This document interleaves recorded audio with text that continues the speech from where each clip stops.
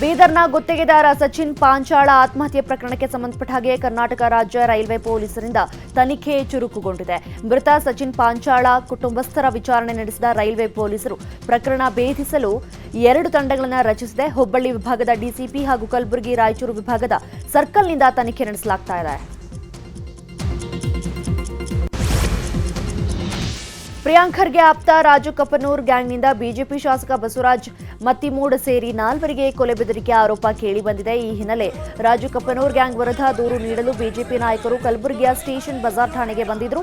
ಆದರೆ ದೂರು ಸ್ವೀಕರಿಸಿದ ಹಿನ್ನೆಲೆ ಠಾಣೆಯ ಮುಂದೆ ಬಿಜೆಪಿ ಪ್ರತಿಭಟನೆ ಮಾಡಿದೆ. ದೂರು ದಾಖಲಿಸಿಕೊಳ್ಳಲು ಹಿಂದೇಟು ಹಾಕಿದ ಹಿನ್ನೆಲೆ ಪೊಲೀಸ್ ಇಲಾಖೆ ವಿರುದ್ಧ ಬಿಜೆಪಿ ನಾಯಕರು ಆಕ್ರೋಶ ಹೊರಹಾಕಿದ್ರು.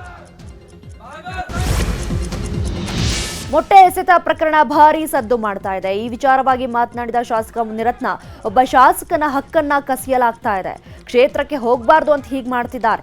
ಡಿಕೆ ಶಿವಕುಮಾರ್ ಕೂಡ ಜೈಲಿಗೆ ಹೋಗಿ ಬಂದಿದ್ದಾರೆ, ಅವರಿಗೆ ಕ್ಷೇತ್ರಕ್ಕೆ ಹೋಗಲು ಅವಕಾಶ ಇದೆ, ಆದರೆ ನಾನು ಕ್ಷೇತ್ರಕ್ಕೆ ಹೋಗದಂತೆ ತಡಿತಿದ್ದಾರೆ ಅಂತ ಡಿಕೆ ಬ್ರದರ್ಸ್ ವಿರುದ್ಧ ಮುನಿರತ್ನ ಆರೋಪ ಮಾಡಿದ್ದಾರೆ.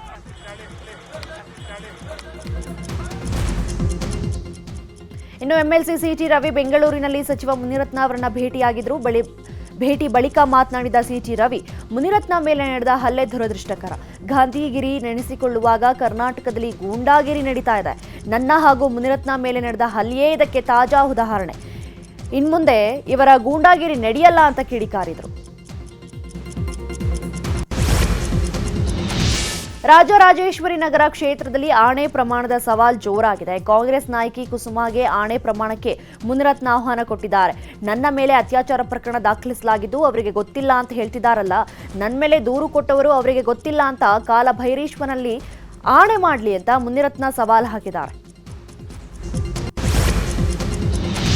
ಬಿಜೆಪಿಯಲ್ಲಿ ರೆಬೆಲ್ಸ್ಗಳ ಆಟ ಮುಂದುವರೆದಿದೆ. ಬೆಂಗಳೂರಿನ ಸದಾಶಿವನಗರದ ಕುಮಾರ್ ಬಂಗಾರಪ್ಪ ನಿವಾಸದಲ್ಲಿ ನಿನ್ನೆ ಕೂಡ ಸಭೆ ನಡೆಸಿದ್ರು. ರಮೇಶ್ ಜಾರಕಿಹೊಳಿ, ಅರವಿಂದ್ ಲಿಂಬಾವಳಿ, ಕುಮಾರ್ ಬಂಗಾರಪ್ಪ, ರೇಣುಕಾ ಪ್ರಸಾದ್ ಸಭೆಯಲ್ಲಿ ಪಾಲ್ಗೊಂಡಿದ್ದರು. ರಾಮನಗರದಲ್ಲಿ ಲೈಂಗಿಕ ಕಿರುಕುಳ ಆರೋಪ ಹಿನ್ನೆಲೆ ಬಿಜೆಪಿ ಮುಖಂಡನ ಬಂಧನ ಮಾಡಲಾಗಿದೆ.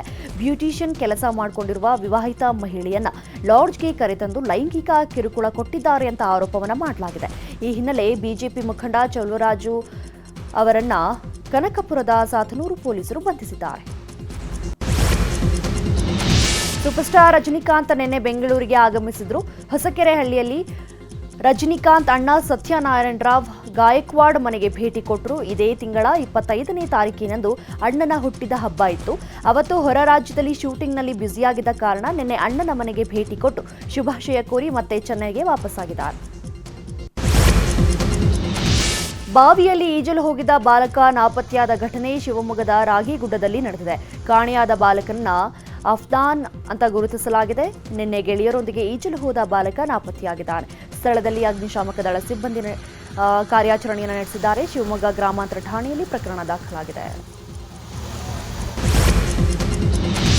ಕಳೆದ 3 ದಿನಗಳಿಂದ ಮೋಡ ಕವಿದ ವಾತಾವರಣವಿದ್ದು ಆಗಾಗ ಬೀಳುತ್ತಿರುವ ತುಂತುರು ಮಳೆಯಿಂದಾಗಿ ಮೆಣಸಿನಕಾಯಿ ಬೆಳೆಗಾರರು ಸಂಕಷ್ಟ ಅನುಭವಿಸುವಂತಾಗಿದೆ. ಕೊಪ್ಪಳದ ಕುಕನೂರು ತಾಲೂಕಿನ ಎರೆಹಂಚಿನಾಳ ಸೇರಿದಂತೆ ವಿವಿಧೆಡೆ ಮೆಣಸಿನಕಾಯಿ ಬೆಳೆದವರು ಈಗ ಕಟಾವು ಮಾಡಿ ಒಣಗಿಸಲು ಹಾಕಿದ್ದಾರೆ. ಆದರೆ ಮಳೆಯ ಕಾರಣಕ್ಕೆ ಮುಚ್ಚಿಟ್ಟಿದ್ರಿಂದ ಮೆಣಸಿನಕಾಯಿ ಹಾಳಾಗ್ತಿವೆ ಅಂತ ರೈತರು ತಮ್ಮ ಅಳಲನ್ನ ತೋಡ್ಕೊಂಡಿದ್ದಾರೆ. ಮಾರುತಿ ಸುಜುಕಿ ಮೂಲಕ ಭಾರತದ ವಾಹನ ಲೋಕದಲ್ಲಿ ಕ್ರಾಂತಿಗೆ ಕಾರಣರಾದ ಜಪಾನ್ನ ಒಸಾಮು ಸುಜುಕಿ ನಿಧನರಾಗಿದ್ದಾರೆ. ಸುಜುಕಿ ಮೋಟಾರು ಕಂಪನಿಯನ್ನ ಮುನ್ನಡೆಸಿದ ಒಸಾಮು 4 ದಶಕಗಳ ಕಾಲ ಕಂಪನಿಯನ್ನ ಜಾಗತಿಕ ಮಟ್ಟದಲ್ಲಿ ಬೆಳೆಸುವುದರ ಜೊತೆಗೆ ಭಾರತದಲ್ಲೂ ಸುಜುಕಿ ಕಂಪನಿಯ ಬೆಳವಣಿಗೆಗೆ ಶ್ರಮಿಸಿದ್ದರು. 660 ಸಿಸಿ ಸಾಮರ್ಥ್ಯದ ಅಗ್ಗದ ಹಾಗೂ ಪುಟ್ಟ ಕಾರುಗಳನ್ನು ಉತ್ಪಾದಿಸುವ ಮೂಲಕ ಗ್ರಾಹಕರಿಗೆ ತೆರಿಗೆ ಹೊರೆಯನ್ನು ಒಸಾಮು ತಗ್ಗಿಸಿದರು. ವೆಸ್ಟ್ ಇಂಡೀಸ್ ವಿರುದ್ಧದ 3ನೇ ಏಕದಿನ ಪಂದ್ಯವನ್ನ 5 ವಿಕೆಟ್ಗಳಿಂದ ಗೆಲ್ಲುವ ಮೂಲಕ ಭಾರತೀಯ ವನಿತೆಯರು 3-0 ಸರಣಿ ಕ್ಲೀನ್ ಸ್ವೀಪ್ ಮಾಡಿಕೊಂಡಿದ್ದಾರೆ. ನಿನ್ನೆ ವಡೋದರಾದಲ್ಲಿ ನಡೆದ ಪಂದ್ಯದಲ್ಲಿ ವೆಸ್ಟ್ ಇಂಡೀಸ್ ವನಿತೆಯರು ನೀಡಿದಂತಹ 163 ರನ್ಗಳ ಸಾಧಾರಣ ಗುರಿಯನ್ನ ಬೆನ್ನಟ್ಟಿದ ಭಾರತ 5 ವಿಕೆಟ್ ಕಳೆದುಕೊಂಡು 21 ಓವರ್ಗಳನ್ನು ಉಳಿದಿರುವಂತೆಯೇ ಗುರಿ ಮುಟ್ಟಿತ್ತು.